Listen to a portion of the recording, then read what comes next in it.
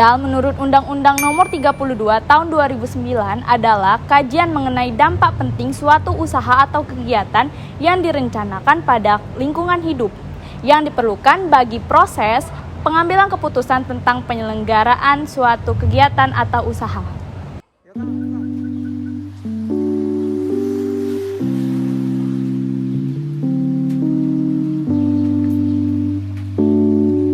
Di sini saya akan menjelaskan beberapa manfaat dari AMDAL. Yang pertama yaitu untuk memastikan suatu usaha atau kegiatan pembangunan agar sesuai dengan prinsip atau ketentuan pembangunan yang berkelanjutan. Yang kedua yaitu dengan adanya AMDAL memberikan keterangan karena adanya upaya untuk menjaga lingkungan agar tetap bersih dan aman. Lalu yang terakhir adalah untuk menjamin suatu kegiatan atau usaha pembangunan agar layak secara lingkungan.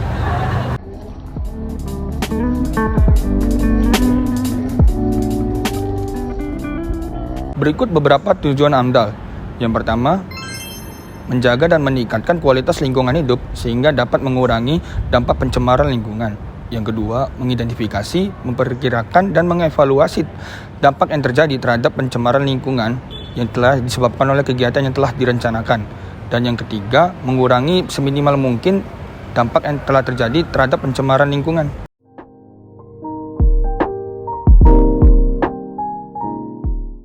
Dan di sini kami akan membahas lebih detail lagi mengenai bidang perumahan dan kawasan permukiman di Desa Kenten Laut, Kabupaten Banyuasin, Provinsi Sumatera Selatan.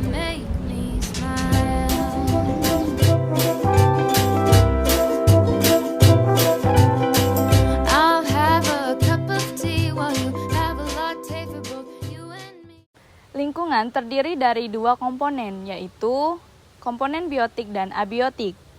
Di mana komponen abiotik salah satunya ialah air, dan air merupakan penunjang penting bagi manusia.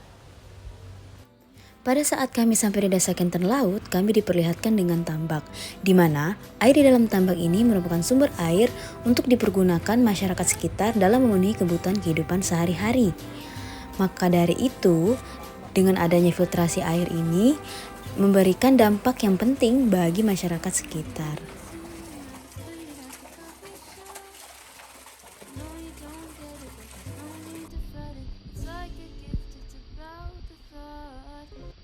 Filtrasi air. Filtrasi air adalah suatu proses penyaringan air di mana air yang tadinya kotor akan menjadi bersih setelah menggunakan filtrasi air.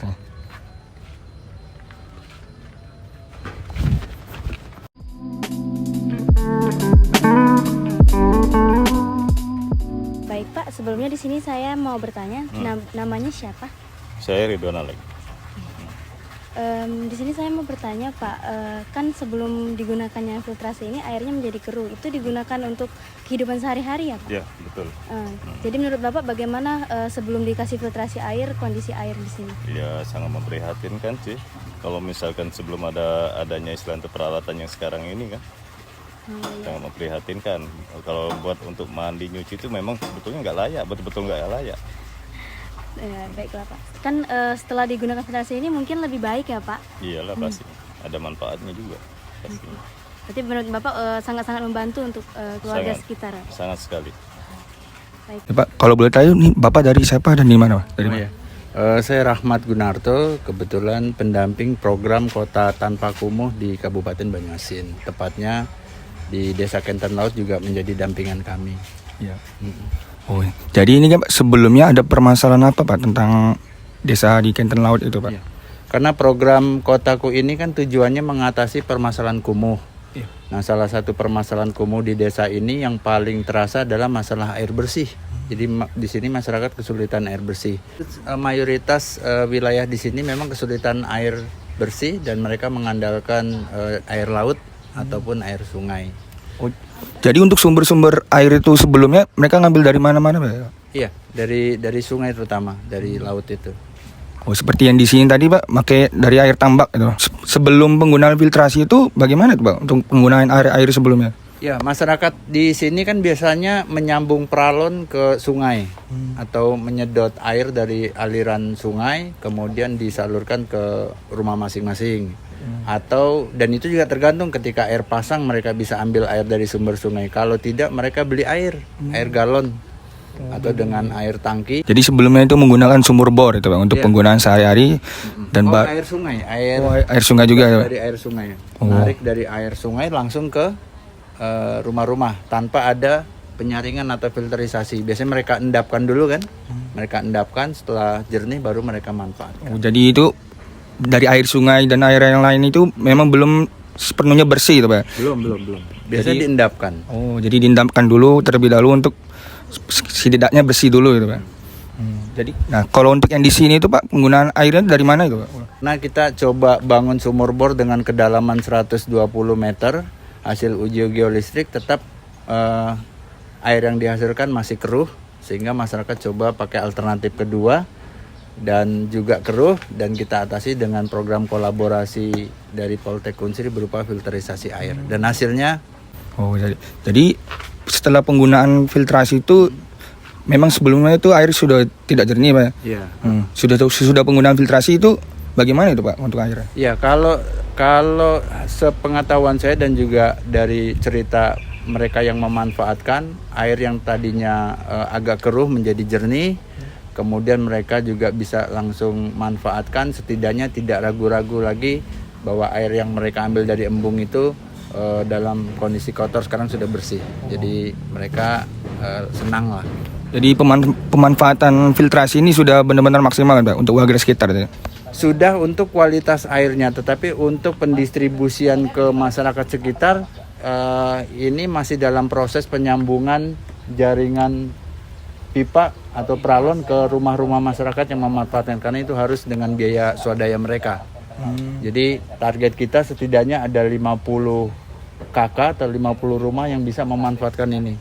Mungkin saat ini belum sampai target kita 50 KK. Oh, jadi masih ada kendala tentang penyalurannya Pak? Distribusinya ke Pak? rumah-rumah yang memang harus dengan keinginan dan dipenuhi sendiri oleh masyarakat yang membutuhkan. Boleh saya tahu nama Ibu siapa? Nama saya Dewi. Ibu sebagai apa di sini? Pekerjaan saya kepala desa Kenten Laut. Sebelumnya kan penggunaan air di sini bagaimana menurut Ibu untuk kehidupan sehari-hari? Kalau faktor lingkungan ataupun penggunaan di sini, faktor utamanya air bersih. Nah, syukur alhamdulillah dari Dinas Perkimtan program Kotaku sudah membantu dalam menyiapkan tower air bersih, sumur bor. Dari bantuan di situ, jadi sebagian masyarakat sudah di Desa Kenten Laut ini dibantu dari tim Kotaku ada 4 titik ya Pak. Ada 4 titik bangunan air bersih dari sumur bor. Alhamdulillah dibantu lagi ada dari Politeknik Unsri Pak ya. Dari Politeknik Unsri melalui bantuan filter. Jadi penyaringan sumur bor walaupun masih kurang memadai, sudah ada bantuan dari filter tadi, sudah tersalur ke masyarakat Desa Kenten Laut. Sebelum menggunakan filtrasi itu menurut Ibu bagaimana? Kalau sebelum menggunakan filterasi, mereka hanya cukup menggunakan untuk bahan luar, maksudnya mandi, mencuci. Kalau sudah ada filter ini, mungkin terbantu mereka sudah bisa menggunakan untuk dikonsumsi, membuat untuk memasak. Jadi harapan Ibu ke depannya untuk penggunaan air bersih di desa ini itu bagaimana Bu? Maksudnya ke depan? Ya, ke depannya. Kalau ke depannya mungkin kalau seandainya ada kegiatan kembali dari tim Kotaku ataupun dari Politek Sriwijaya, mungkin dari air bersih masih ada beberapa titik lagi yang kami minta bantu lagi kembali, karena wilayah desa kita ada 4 dusun. Jadi ini baru ada 4 titik.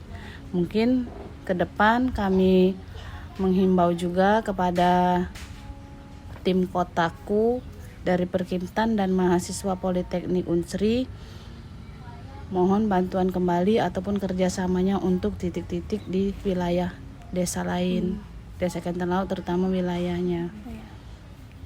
Baik Bu, terima kasih Bu.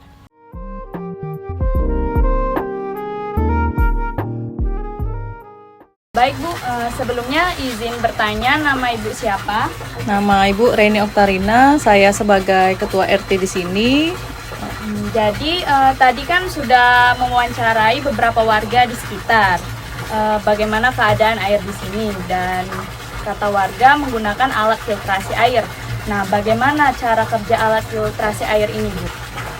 Alat kerjanya dari awal kita ambil dulu aliran dari air tambak, kemudian kita tampung di bak penampungan. Nah, sudah selesai penuh kita alurkan ke pipa ke mesin ini, menampunglah di alat filter. Nah, kemudian sudah nunggu 2 hari, lalu kita naikkan alirkan ke Tekmon di atas. Nah, ini kan ada alat filter tabung ini untuk menampung bersihnya air. Sudah bersih baru dinaikkan ke penampungan ke Tekmon, lalu baru dibagikan ke warga. Sebelumnya untuk menguras airnya itu bagaimana ya, Bu? Nah, cara pengurasan sudah lama kita pakai. Pengurasannya di 2 minggu kita ini ada tombol ini, ada beberapa tombol ini untuk pengurasan, ada untuk naik ke atas. Nah, ini lagi keadaan airnya lagi kosong, ini 2 minggu kita pengurasan tabung filternya. Oh, jadi setiap 2 minggu itu 2 minggu sekali kita uras supaya lumut-lumut itu keluar. Sudah itu kita lihat apakah airnya yang dari bak penampungan ini bersih atau tidaknya, kita bisa lihat dari ini. Dari ini kita putar, keluar airnya dari pipa ini, kita lihat apakah bersih, ada lumut-lumut. Kalau itu kita bersihkan selama 2 minggu. Baik Bu, terima kasih ya Bu. Sama-sama. Masyarakat di desa Kenten Laut menjadikan tambak yang berasal dari aliran sungai sebagai sumber airnya, di mana air tersebut sangat keruh dan kotor, yang disebabkan oleh pembuangan limbah rumah tangga ataupun faktor lainnya. Tapi dengan adanya pembangunan filterisasi air, memudahkan warga mendapatkan air bersih dengan cara pendistribusian ke rumah-rumah warga. Namun sayangnya, pendistribusian air bersih masih belum merata, sehingga sebagian warga masih sulit mendapatkan air bersih. Demi terciptanya lingkungan yang sehat, perlu adanya kesadaran dari masyarakat agar air bersih dapat menjangkau permukiman dan dampak lingkungan tidak semakin buruk. Air adalah sumber kehidupan. Air yang bersih adalah sumber kesehatan. Jagalah lingkunganmu tetap bersih untuk kehidupan yang sehat. Karena kebersihan sebagian dari iman. Menjaga lingkungan, Why not? Sekian dari kami, semoga bermanfaat dan sampai jumpa.